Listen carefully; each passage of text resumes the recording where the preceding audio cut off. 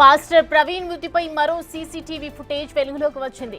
ఈ నెల 24వ తేదీ రాత్రి 9 గంటలకు పాస్టర్ ప్రవీణ్ గన్నవరం దాటారు. బైక్ పై ఒంటరిగా వెళ్తున్న పాస్టర్ ప్రవీణ్ దృశ్యాలు రికార్డయ్యాయి. ఆర్టీఓ చెక్ పోస్ట్ సమీపంలోనే ఈ దృశ్యాలున్నాయి. సీసీ ఫుటేజ్ లో అప్పటికే ప్రవీణ్ బుల్లెట్ హెడ్లైట్ పనిచేయటం లేదని స్పష్టంగా కనిపిస్తోంది. రోడ్డుపై ఓ పక్కన పాస్టర్ ప్రవీణ్ వెళ్తున్న దృశ్యాలు రికార్డయ్యాయి.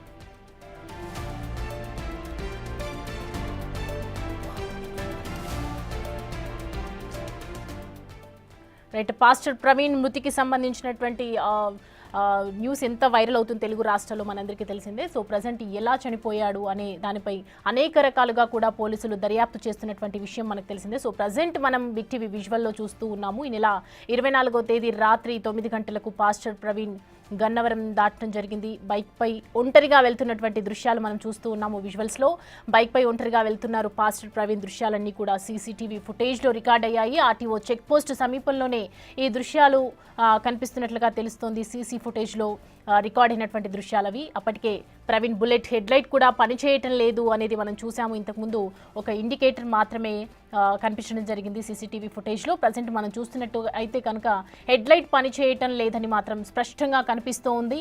రోడ్డుపై ఓ పక్కాగా పాస్టర్ ప్రవీణ్ వెళ్తున్నటువంటి దృశ్యాలైతే ప్రస్తుతం రికార్డ్ అయ్యాయి. దానికి సంబంధించినటువంటి విజువల్స్ మనం చూస్తూ ఉన్నాము బిగ్ టీవీ స్క్రీన్ పైన.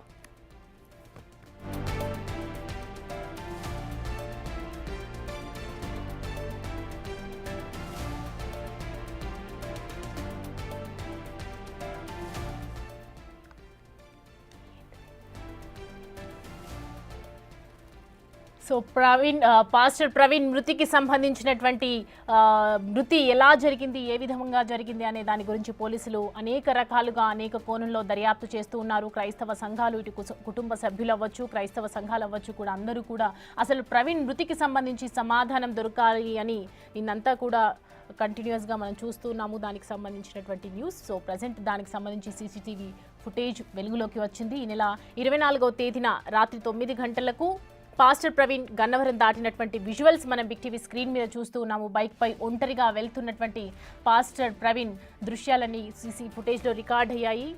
దీనికి సంబంధించి డీటెయిల్స్ మా ప్రతినిధి శివశంకర్ని అడిగి తెలుసుకుందాం. శివశంకర్, చూస్తున్నాం కదా మనము అర్ధరాత్రి ఆయన వెళ్తున్నటువంటి దృశ్యాలు కనిపిస్తూ ఉన్నాయి. సో ఇంకా డీటెయిల్స్ ఏమున్నాయి పాస్టర్ ప్రవీణ్ మృతికి సంబంధించి?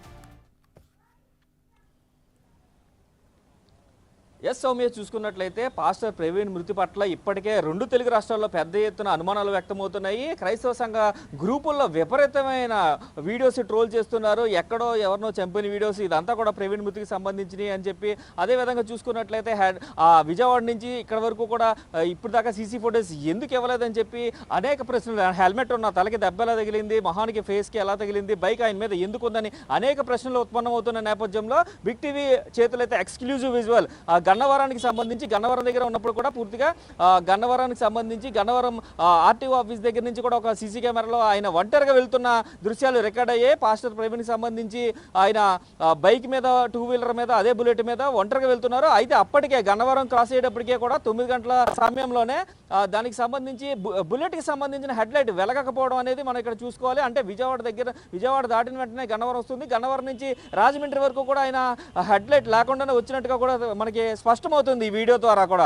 అంటే ఇప్పుడు దాకా అంటే పోలీసులు చెప్తున్నట్టు అంటే కొవ్వూరు టోల్గేట్ వద్దనే మనకి లైట్ డ్యామేజ్ అయిందా, అంతకు ముందు లైట్ ఉందా లేదా అనే అనుమానాలకి ఇదొక ఫుల్ స్టాప్ అనేది చెప్పుకోవాలి. ఎందుకంటే గన్నవరం దగ్గరనే, అంటే గన్నవరానికి ముందే ఆయన హెడ్లైట్ పాడైనట్టు తెలుస్తుంది. అంటే విజయవాడ నుంచి రాజమండ్రి వరకు ఆయన హెడ్లైట్ లేకుండానే ప్రయాణం చేసినట్టుగా కూడా మనం దీన్ని బట్టి కన్ఫర్మ్ చేసుకోవచ్చు. అయితే దీనికి సంబంధించి పూర్తిస్థాయి విజువల్స్ పోలీసులు రేపొద్దున మీడియా ముందు ప్రవేశపెట్టే అవకాశం కూడా కనిపిస్తుంది.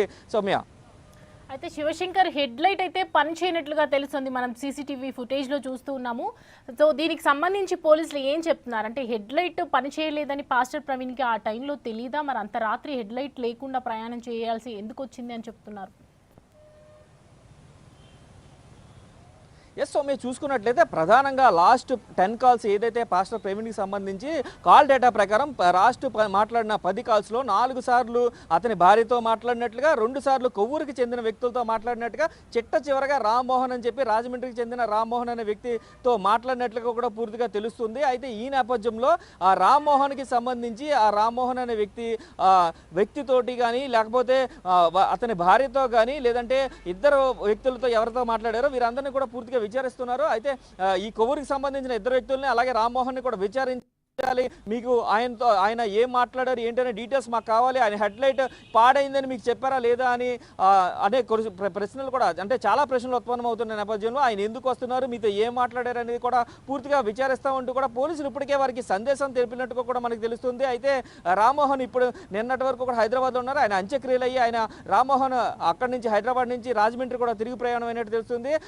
రాజమండ్రి బొమ్మూరుకి చెందిన వ్యక్తి రామ్మోహన్ వచ్చిన తర్వాత ఆయనతో లాస్ట్ కాల్ మాట్లాడారు కాబట్టి ఆయనకి హెడ్లైట్ పనిచేస్తుందా లేదా అనే విషయాన్ని ఆయనకి చెప్పారా లేదా అనేది మాత్రం ఆయన మాట్లాడిన తర్వాత క్లారిటీ వచ్చే అవకాశం కనిపిస్తుంది. సౌమ్య, శివశంకర్, రామ్మోహన్ కి అలాగే పాస్టర్ ప్రవీణ్ కి ఉన్నటువంటి దగ్గర సంబంధం ఏదైనా ఉందని చెప్తూ ఉన్నారా పోలీసులు? ఎస్ సౌమ్య, చూసుకున్నట్లయితే ఎవరైతే ఇప్పుడు పాస్టర్ ప్రవీణ్ ఉన్నారో ఆయనకి సంబంధించి నెక్స్ట్ మంత్లో అంటే ఏప్రిల్ మంత్కి సంబంధించి సుమారుగా 15 సువార్త సభలు ఉన్నాయి. 15 సువార్త సభలకి సంబంధించి టోటల్ షెడ్యూల్ మొత్తం కూడా రామ్మోహనే చూస్తున్నారంటూ కూడా ఇప్పటికే జిల్లా ఎస్పీ నరసింహకిషోర్ ప్రకటించారు. అయితే దీనికి సంబంధించి ఆయన రాజమండ్రి వచ్చిన తర్వాత ఇక్కడ రాజమండ్రిలో చేసే చారిటీస్కి కానీ రావులపాలెంలో చేసే చారిటీస్కి కానీ పూర్తిగా ప్రవీణ్ ద్వారానే పూర్తిగా వెళ్తారని కూడా అంటే ఇప్పుడు ప్రవీణ్కి సంబంధించిన ఈ మొత్తం ప్రోగ్రామ్ షెడ్యూల్కి సంబంధించి లేదంటే ఈ చారిటీస్కి సంబంధించిన వ్యవహారాలన్నీ కూడా రామ్మోహనే చూస్తున్నట్లుగా కూడా పోలీసులు ప్రాథమికంగా గుర్తించారు. అయితే ఈ నేపథ్యంలోనే రామ్మోహన్తో ఏం మాట్లాడారు, ఆ లాస్ట్ సమయంలో ఏం చేశారు అంటే హెడ్లైట్ లేకుండా ఎలా వస్తున్నట్లు ఆయన ఏమైనా ఇంటిమేషన్ ఇచ్చారా లేదా అనే కోణంలో కూడా పోలీసుల ఎంక్వైరీ అయితే రేపుతో అయితే కొనసాగుతున్న పరిస్థితి కనిపిస్తుంది. Soumya, right Shivashankar, thanks for the updates.